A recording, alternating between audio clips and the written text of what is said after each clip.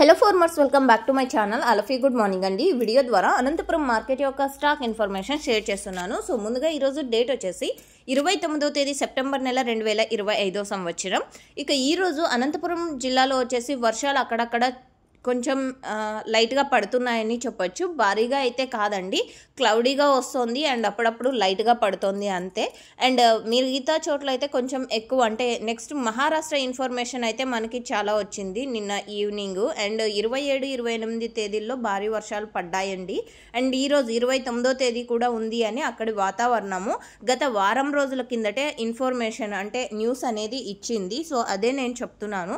And okay friends, ఇక ఈరోజు total టమాటా stock తీసుకుంటే గనక ఈరోజు టోటల్గా 1,50,000 ప్లస్ బాక్సెస్ వచ్చిందండి. 1,50,000 ప్లస్ బాక్సెస్ వచ్చింది టోటల్ టమాటా స్టాక్. కొంచెం క్వాలిటీ ఉన్నటువంటి టమోటాలు వస్తున్నాయి అండ్ అలాగే క్వాలిటీ లేనటువంటి టమోటాలు కూడా వస్తున్నాయి.